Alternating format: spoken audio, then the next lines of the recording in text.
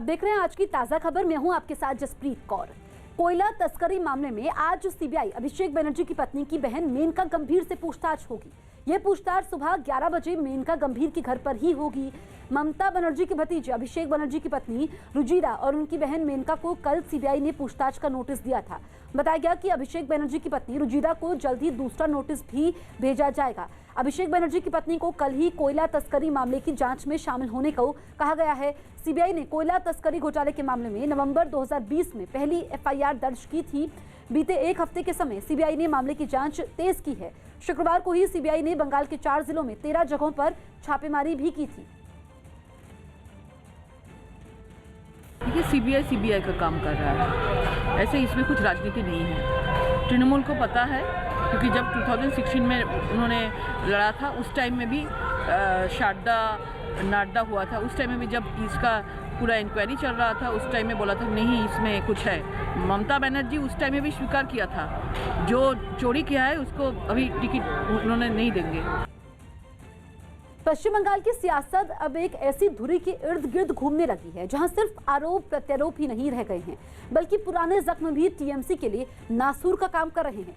बंगाल के चर्चित कोयला तस्करी कांड में अभिषेक बनर्जी की पत्नी और पत्नी की बहन के नाम पर सीबीआई ने नोटिस जारी किया है, लेकिन इस नोटिस ने बीजेपी को ममता सरकार के खिलाफ हल्ला बोलने का मौका दे दिया है।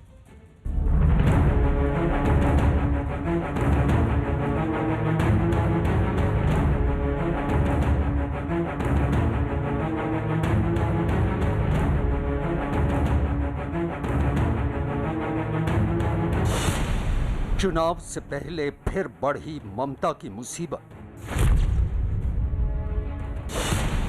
टीएमसी के दरवाजे तक पहुंची कोयला घोटाले की जांच।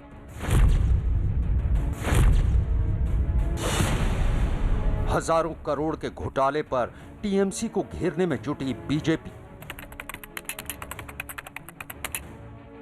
भवानीपुर इलाके के शांति निकेतन में इस वक्त एक अजीब सी अशांति पसर गई है। शांति निकेतन कोलकाता का इलाका नहीं, ममता बनर्जी के भतीजे अभिषेक बनर्जी के बंगले का नाम है। चुनावों से ठीक पहले टीएमसी सांसद और ममता बनर्जी के भतीजे अभिषेक बनर्जी के इसी घर पर सीबीआई की दस्तक ने टीएमसी के लिए मुसीबत खड़ी कर दी है। कोयला घोटाले की तपिश ने अभिषेक बनर्जी और उनके परिवार को घेर लिया है।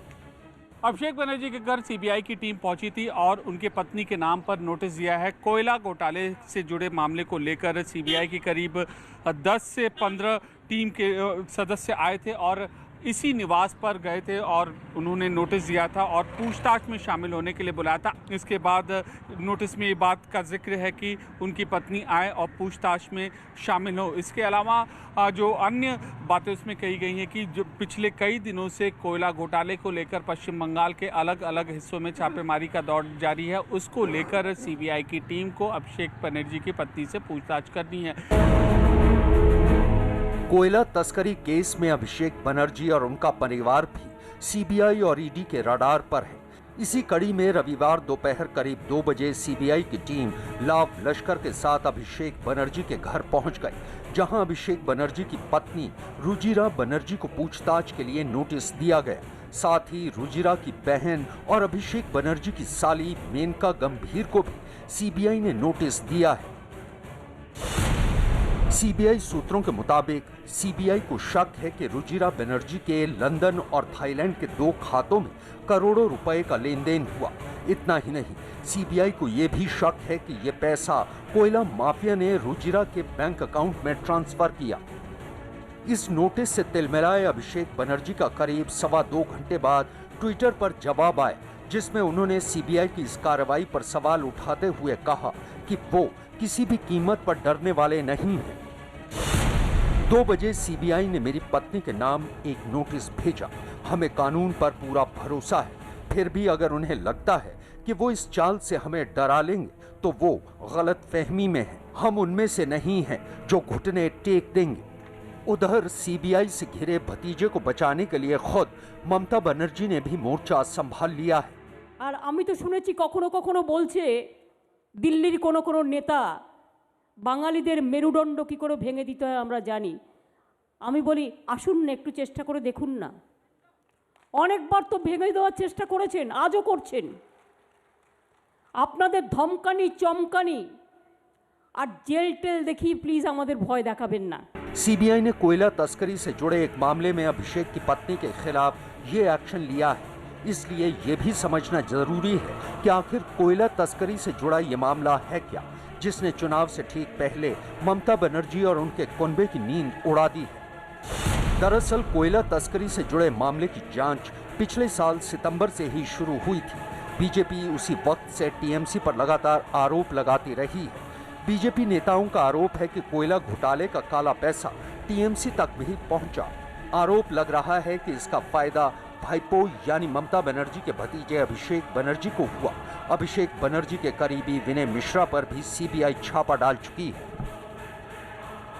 विनय मिश्रा उनके खास दोस्त थे और विनय मिश्रा के साथ विदेश गए, ये होटल में रुके हैं।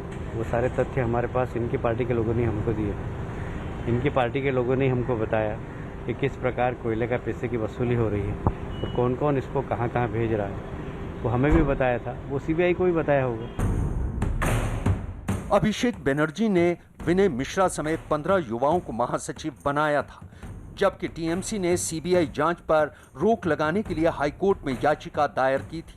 कोर्ट ने टीएमसी की याचिका को खारिज कर दिया था और अब सीबीआई अभिषेक बनर्जी के पूरे परिवार से पूछताछ करना चाहती है। 19 फरवरी को भी कोयला घोटाले मामले में पुरुलिया, बांकुरा, कोलकाता में 13 जगहों पर छापेमारी की गई। यही वजह है कि टीएमसी और बीजेपी के बीच इस सियासी जंग में अब एक नया मोड़ आ गया है कि केंद्रीय एजेंसी द्वारा की गई इस कार्रवाई से अब राज्य में राजनीति का दौर है वो और ज़्यादा तल्ख हो जाएगा और ज़्यादा गर्म हो जाएगा, क्योंकि इससे पहले बीजेपी पश्चिम बंगाल सरकार पर प्रदेश पुलिस के दुरुपयोग का आरोप लगा रही थी। तो अब जो तृणमूल कांग्रेस के लोग हैं वो केंद्रीय एजेंसियों के दुरुपयोग का आरोप लगाएंगी। वहीं बीजेपी ने कहा कि भ्रष्टाचार से जुड़े इस मुद्दे को वह जनता के बीच पर ले जाएगी। मतलब साफ है कि इस छापेमारी का बहुत दूरगामी परिणाम देखने को मिलेगा। 2017 সালে রবীন্দ্র ভবনের মোড়ে দাঁড়িয়ে বলেছিলাম কারা কারা কোন গাড়িতে কটার সময় কাদের থ্রু দিয়ে কোন বিনয় মিশ্র কোন ইয়ে সব তো নাম বলে দিয়েছিলেন। তারপরে তো আমার বিরুদ্ধে কেস হয়েছে, এখনও হচ্ছে, তো মানহানি মামলা হচ্ছে। তো এদের মান নেই, সম্মানও নেই।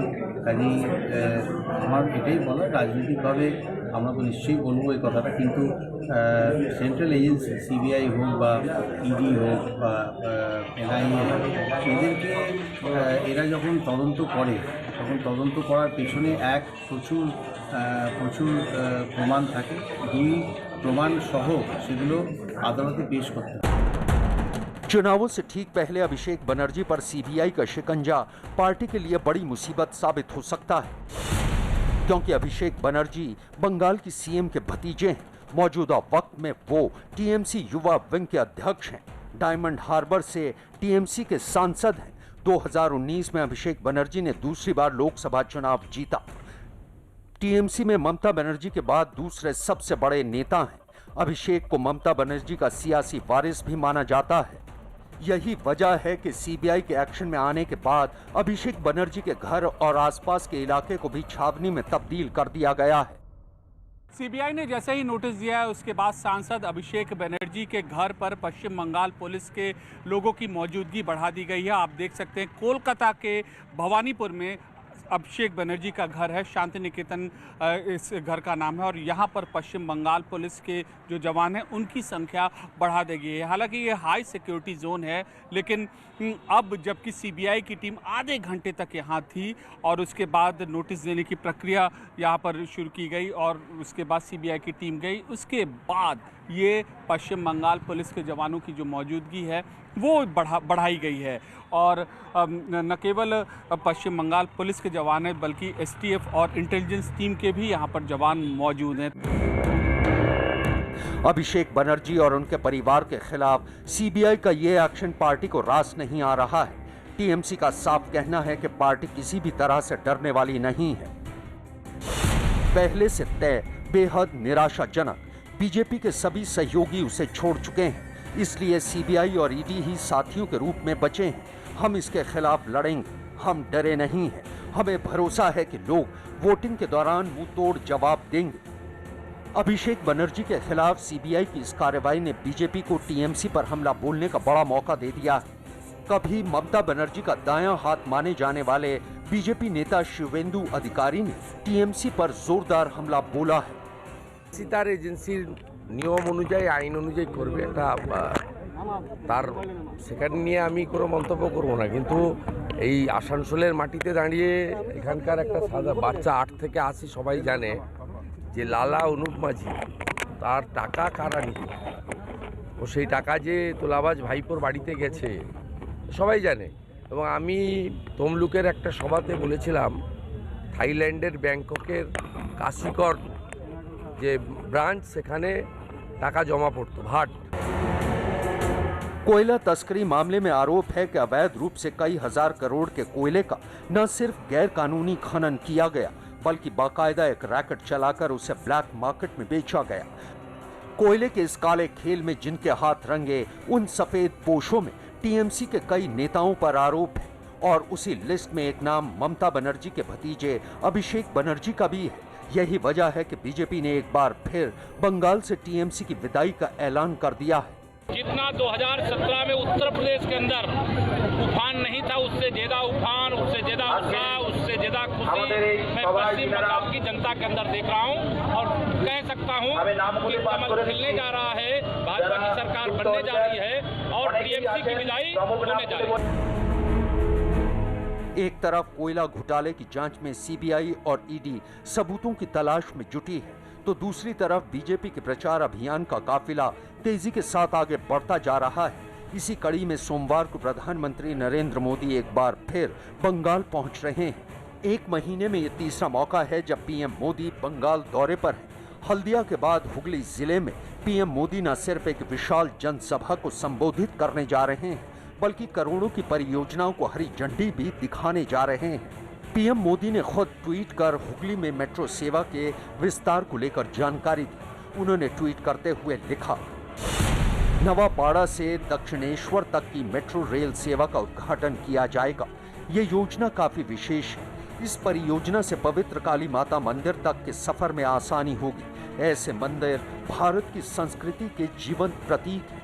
आपको ये जानकर खुशी होगी कि 12 नगर और नवापाड़ा स्टेशन आधुनिक सुविधाओं से लैस है। इससे लोगों को मदद मिलेगी। दरअसल हुगली जिले में बीजेपी की दूसरी रैली की भी कई वजहें हैं। पहली वजह यह है कि हुगली में पिछले लोकसभा चुनावों के दौरान बीजेपी का प्रदर्शन अच्छा रहा था। 2019 में बीजेपी की लॉकेट चटर्जी ने यहां से लोकसभा की सीट जीती थी। ऐसे में इस जीत को बरकरार रखने की कोशिश में पीएम मोदी की जनसभा को यहां रखा गया है। यहां एशिया की सबसे बड़ी टायर फैक्ट्री भी रही है जिसे बंद हुए कई साल हो चुके हैं। लिहाजा पीएम मोदी की घोषणाएं यहां के लोगों में बीजेपी के प्रति बड़ी उम्मीद जगा सकती हैं। हालांकि बंगाल की राह बंगाल की चुनौतियों की तरह आसान नहीं है, क्योंकि सत्ताधारी टीएमसी भी अपने रुतबे को बरकरार रखने के लिए कोई कोर कसर नहीं छोड़ रही है। ये बात और है कि मौजूदा दौर में बंगाल में जो बयार बह रही है उसमें परिवर्तन की लहर जरूर देखी जा रही है। महाराष्ट्र में कोरोना के बढ़ते मामलों के बाद उद्धव ने सख्त रुख अपनाया है, जिसके बाद मुंबई पुलिस ने मास्क न पहनने पर जुर्माना वसूलने का ऐलान किया है। मुंबई पुलिस ने ट्वीट किया कि जो भी बिना मास्क के दिखाई देगा उसके 200 रुपए का जुर्माना उससे वसूला जाएगा। मुंबई पुलिस ने ऐलान किया है कि बाइक पर बिना हेलमेट होने पर 500 और कार में बिना सीट बेल्ट होने पर 500 रुपए का जुर्माना लगाया जाएगा, जबकि मास्क नहीं लगाने पर 200 रुपए का जुर्माना लिया जाएगा। ऐसे में घर से बाहर निकलने पर मास्क जरूर लगाएं। इससे पहले 20 फरवरी को मुंबई में बीएमसी ने कोरोना नियमों का पालन नहीं करने पर लोगों से 32 लाख से ज्यादा का जुर्माना वसूला था। तमिलनाडु के कोयम्बतूर में प्रशासन की तरफ से होने वाले जल्लीकट्टू के खेल के समय 14 खिलाड़ी घायल हो गए। जल्लीकट्टू में सांडों और बैलों को सजाकर भीड़ में छोड़ दिया जा रहा है और खिलाड़ियों को उन पर काबू पाना होता है, जिसकी कुछ तस्वीरें कोयम्बतूर के कार्यक्रम से सामने आई, जहां एक एक कर कई बैलों और सांडों को मैदान में छोड़ा गया। जैसे ही वो मैदान में पहुंचे, वहां पहले से मौजूद खिलाड़ी उन्हें काबू करने के लिए टूट पड़े, लेकिन उन्हें पकड़ना हर किसी के बस की बात नहीं थी। कुछ बैल तो लोगों के बीच से तेजी से निकल गए, लेकिन कुछ बैलों पर इस खेल के माहिर खिलाड़ियों ने पकड़ बनाने में कामयाबी हासिल कर ली। खेल में शामिल बैलों और सांडों को काबू करना उनके लिए भी आसान नहीं रहा, क्योंकि इस बीच कई लोगों को तो इतनी बुरी तरह पटखनी दी गई कि उनके लिए संभलना तक मुश्किल हो गया। कोई सांडों और बैलों को पकड़ने के चक्कर में कुछ दूरी तक उन पर लटकता रहा, तो किसी को बैल ने गोल गोल घुमाकर जमीन पर गिरा दिया। इस खेल में हिस्सा ले रहे कुछ लोग तो ऐसे भी थे जो भड़के हुए बैलों से खुद को बचाने के लिए वहां लगाई गई रेलिंग पर चढ़ गए। जल्लीकट्टू खेल के इस कार्यक्रम में राज्य भर से करीब 750 खिलाड़ी और 1000 बैल शामिल हुए, जिनमें कई लोग घायल हो गए। पीएम मोदी आज बंगाल और असम के दौरे पर जा रहे हैं। इस बीच पीएम मोदी दोनों राज्यों को कई परियोजनाओं की सौगात भी देंगे।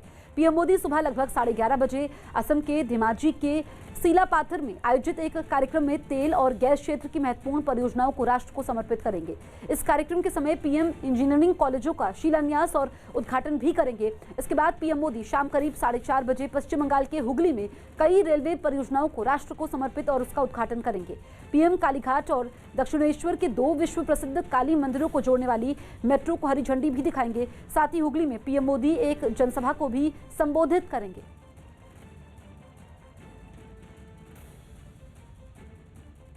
ये बताइए, प्रधानमंत्री आ रहे हैं, कितने लोगों के आने की संभावना है? अभी तो ये जो है तो बहुत बड़ा ग्राउंड है, आप देख रहे हैं। इसमें तो हुगली वासी तो अपना मन से हृदय से आशीर्वाद देने के लिए मोदी जी को इधर आएगा।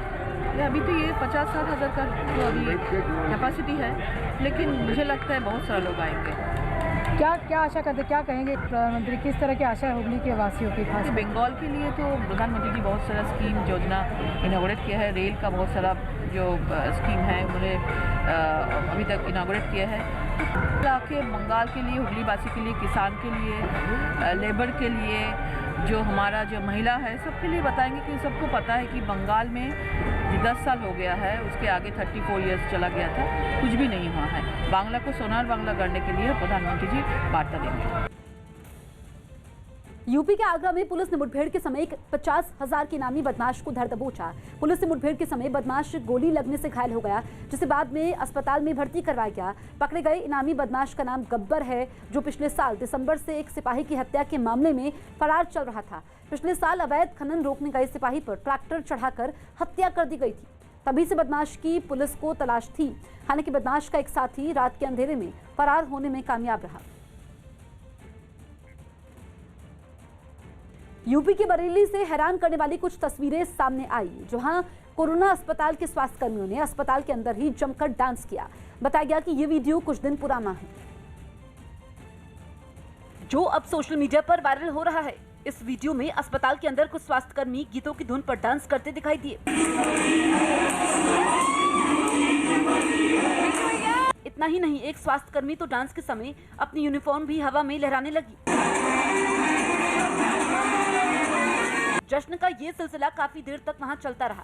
इस महफिल में शामिल कुछ लोगों ने डांस तो नहीं किया, लेकिन वहां खड़े होकर ठुमके लगा रहे लोगों का हौसला बढ़ाया, जबकि कुछ लोग इस पार्टी को अपने मोबाइल के कैमरे में रिकॉर्ड करते दिखाई दिए।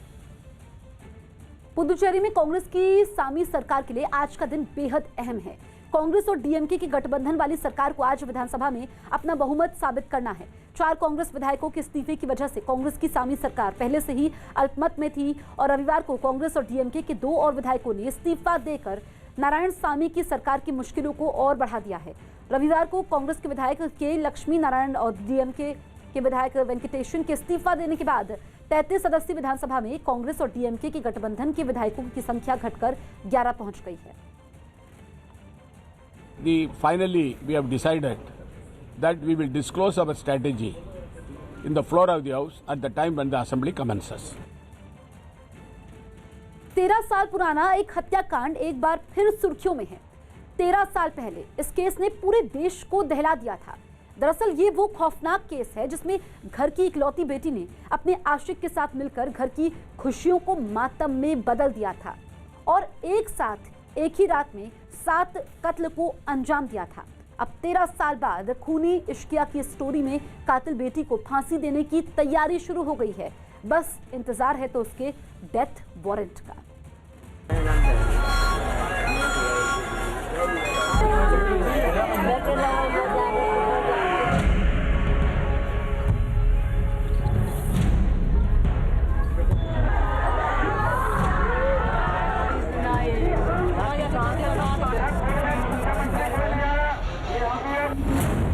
बावनखेड़ी नरसंहार केस पर न्यूज 18 की बड़ी पड़ताल।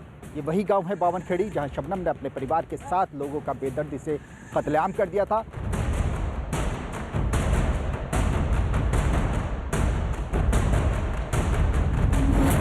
परिवार की बेटी निकली थी कातिल। बाग बड़े से जहर मंगा कर ये पिला कर चाय में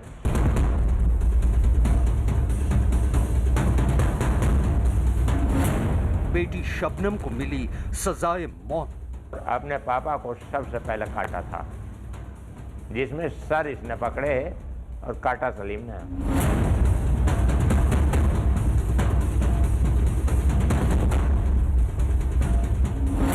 कातिलों के डेथ वारंट का इंतजार। आज से करीब 12 साल पहले अमरोहा जिले की निचली अदालत के जज सैयद अहमद अब्बास हुसैनी ने एक शेर पढ़कर बावनखेड़ी हत्याकांड के मुजरिमों को फांसी की सजा सुनाई थी। ये जज्बाए खुददारी बिकने नहीं देता है, वरना तो ये लिखने के कलम सोने के होते। दरअसल जज साहब ने ये फैसला एक ऐसे केस में सुनाया था जिसमें घर की इकलौती बेटी ने अपने आशिक के साथ मिलकर घर की खुशियों को मातम में बदल दिया था। आज 13 साल पुराना ये केस एक बार फिर सुर्खियों में है। वजह है केस के मुजरिमों के डेथ वारंट का इंतजार। सूत्रों के मुताबिक बावनखेड़ी हत्याकांड की आरोपी शबनम देश की पहली महिला होगी जिसे फांसी के फंदे पर लटकाया जाएगा। शबनम की दया याचिका राष्ट्रपति खारिज कर चुके हैं और अब शबनम को फांसी देने के लिए मथुरा महिला जेल में तैयारी चल रही है। मेरे ठीक पीछे मथुरा की यह वही जेल है जिसमें अमरोहा की रहने वाली शबनम को फांसी की सज़ा दी जानी है। शबनम की फांसी की तैयारियों में जेल प्रशासन जुट गया है। जेल प्रशासन के द्वारा उस स्थान को व्यवस्थित किया जा रहा है, साथ ही उस स्थान पर लगे हुए तख्ते और लीवर को भी चेक किया जा रहा है, जिसके माध्यम से शबनम को फांसी दी जानी है। यह हत्याकांड जितना जघन्य था उतना ही दिल दहला देने वाला भी। लिहाजा हम इस मामले की पड़ताल करने के लिए इस केस के मुजरिमों के गांव पहुंचे। शबनम की दया याचिका खारिज हो चुकी है। ये वही गांव है बावनखेड़ी जहां शबनम ने अपने परिवार के 7 लोगों का बेदर्दी से कत्लेआम कर दिया था। अमरोहा के जिला जज सैयद आमिर अब्बास हुसैनी ने उसको फांसी की सज़ा सुनाई थी। इस सज़ा के खिलाफ शबनम ने महामहिम के यहाँ दया याचिका लगाई थी, जिसको राष्ट्रपति ने खारिज कर दिया। अब शबनम पल पल अपनी मौत का इंतजार कर रही है। ये उत्तर प्रदेश के अमरोहा का बावनखेड़ी गांव है। 14 अप्रैल 2008 यानी वो तारीख जब इस गांव में हुए एक हत्याकांड ने पूरे देश को दहला दिया था। ये वो घर है जहां 14 अप्रैल 2008 के रोज कातिलों ने पूरे घर को ही कब्रिस्तान में तब्दील कर दिया था। और ये वो कमरा है जहां की दरो दीवार पर उस एक रात की खौफनाक हकीकत की कहानी आज भी दर्ज है। इस एक कमरे में एक नहीं बल्कि 7 लाशें मिली थी। हमारी टीम जैसे ही उस घर पर पहुंची तो घर के बाहर लोगों का हुजूम लग गया। इस हत्याकांड को बीते 13 साल हो चुके हैं, लेकिन आज भी लोग दिल दहला देने वाले इस वारदात को भुला नहीं पाए। घर में अब इस वारदात में मारे गए मास्टर शौकत अली के भाई सत्तार और उनका परिवार रहता है। इसी हवेली के एक हिस्से में इस हत्याकांड में मारे गए 7 लोग भी दफन हैं। जिस दिन शबनम को अमरोहा जनपद न्यायालय में फांसी सुनाई गई, उस दिन कोर्ट में जज युवा वकील मौजूद थे। जिला जज जनाब आमिर अब्बास हुसैनी साहब ने एक शेर कहकर वो सज़ा सुनाई थी, जो बताएंगे शहजाद साहब। जज साहब ने कहते हुए सज़ा लिखी कि जज्बा खुददारी बिकने नहीं देता है, वरना तो ये लिखने के कलम सोने के होते। और ये तारीख़ का एक बेहतरीन फ़ैसला, हम उनके जजमेंट पर सलाम करते हैं। और 14 अप्रैल 2008 को बावनखेड़ी में रहने वाले मास्टर शौकत अली के परिवार के हत्याकांड का सच 4 दिन बाद जब जमाने के सामने आया तो हर कोई हैरान रह गया। और जब पुलिस ने शौकत अली के परिवार के कातिलों को जमाने के सामने बेनकाब किया तो उस एक शक्ल को देखकर किसी को यकीन नहीं आया। मास्टर शौकत अली उनकी पत्नी हाशमी, बड़े बेटे अनीस, उनकी बहू अंजुम, 10 महीने के मासूम पोते अर्श, छोटे बेटे राशिद और उनकी भतीजी का कातिल कोई और नहीं बल्कि इस हत्याकांड में जिंदा बच निकलने वाली घर की इकलौती बेटी शबनम थी। दरअसल शबनम ने अपने आशिक सलीम के साथ मिलकर इस पूरे हत्याकांड को अंजाम दिया था। न्यूज़ 18 इंडिया ने इस वारदात की तफ्तीश करने वाले और इस हत्याकांड को बेनकाब करने वाले इन्वेस्टिगेटिव अफसर इंस्पेक्टर आरपी गुप्ता को 13 साल बाद ढूंढ निकाला और इस मामले पर उनसे खास बात की। आरपी गुप्ता अब रिटायर हो चुके हैं, लेकिन उन्हें 13 साल पुराने इस केस की हर बारीक चीज याद है। जब मैं मौके पर गया था तो शबनम जो है वो बुरी तरह रो रही थी, तो मैंने शबनम से कुछ जैसे पुलिस अधिकारी पूछता है तो वो किसी भी चीज़ का जो है वो संतोषजनक जवाब नहीं दे रही थी। तो मुझे को जब भी ये महसूस होने लग गया था कि इसमें शबनम का, इसमें घर का कोई आदमी ज़रूर है, घर में केवल शबनम के अलावा कोई बचा नहीं था। 14 अप्रैल 2008 को अगर इस घर में किसी शोर की आवाज गूंज रही थी तो वो इस हत्याकांड में जिंदा बची घर की इकलौती बेटी शबनम की थी। करीब 13 साल पुरानी इस फुटेज में आप साफ देख सकते हैं कि शबनम कैसे लोगों के साथ साथ पुलिस को भी धोखा देने की पूरी कोशिश कर रही थी। शबनम चीख चीख कर बेहोश होने का नाटक कर रही थी और अपने चाचा और उनके बेटी की तरफ इशारा कर उन्हें इस हत्याकांड का जिम्मेदार बता रही थी। पहले पहल तो पुलिस भी शबनम के फरेब के जाल में उलझ कर रह गई, लेकिन तफ्तीश के दौरान जब केस की जांच कर रहे तत्कालीन इंस्पेक्टर आरपी गुप्ता ने शक की बिनाह पर शबनम की कॉल डिटेल्स निकलवाई तो उनके सामने इस हत्याकांड को अंजाम देने वाले कातिलों की तस्वीरें साफ होती चली गईं। वो डेड बॉडी पड़ी हुई थी, उसमें ये महसूस हो गया था कि उनमें कोई न कपड़े में सिकुड़न है, न कोई कुछ, उन्होंने कोई विरोध किया है मृतकों ने। तो मैं ये महसूस हो सकता है कि इसको मारने से पहले कोई नशीली चीज़ जरूर दी गई होगी। तो उनका जब सातों का पोस्टमार्टम मैंने अमरोहा मोर्चरी पर कराया गया था तो मैंने डॉक्टर से क्वेश्चन किया था कि मैंने डॉक्टर साहब ये बताओ कि क्या इनको कोई नशीली चीज़ दी गई है। तो डॉक्टर साहब ने बताया कि अंदर की हाल जो है वो सफ़ेद होनी चाहिए, इनकी लाल हो गई है। इसका मतलब यह है कि मारने से पहले इनको कोई नशीली चीज़ जरूर दी गई है। दरअसल मास्टर शौकत अली की इकलौती बेटी शबनम इलाके की अच्छी खासी तालीम याफ्ता लड़की थी। शबनम एमए पास करने के बाद शिक्षा मित्र की नौकरी कर रही थी। इसी दौरान उसे गांव के ही 8वीं पास नौजवान सलीम से इश्क हो गया। दोनों शादी करना चाहते थे, लेकिन शबनम के परिवार को यह मंजूर नहीं था। अपनी परिवार की मर्जी के खिलाफ शबनम हर हाल में सलीम के साथ जिंदगी बिताने के सपने बुन रही थी, लेकिन जब परिवार ने इस रिश्ते को नामंजूर कर दिया तो दोनों ने मिलकर एक खौफनाक साजिश की बुनियाद रखी। साजिश एक साथ एक ही रात में शबनम के पूरे परिवार के खात्मे की। लिहाजा 14 अप्रैल की रात को अपने प्लान के मुताबिक शबनम ने चाय की पत्ती में नींद की दवा मिला दी और जब रात को पूरा परिवार सो गया तो छत के रास्ते सलीम घर में घुसा। उसके बाद शबनम ने सलीम के साथ मिलकर नशे की नींद में सोए अपने पिता, अपनी माँ, 2 भाइयों, अपनी भाभी, अपनी फुफेरी बहन और बड़े भाई के 10 महीने के मासूम बेटे को मौत के घाट उतार दिया। उसमें जब टेस्ट रिपोर्ट आई तो क्लियर हो गया था कि इन मृतकों को मारने से पहले बायपूज की गोली दी गई है, जिसके वो बेहोश हो गए थे। इसके बाद उनके गले काटे। बहुत ही संगीन घटना हुई थी और मेरी समय में भारतवर्ष में ये पहली घटना है जो किसी लड़की ने अपने परिवार के 7 आदमियों ने को मारा हो।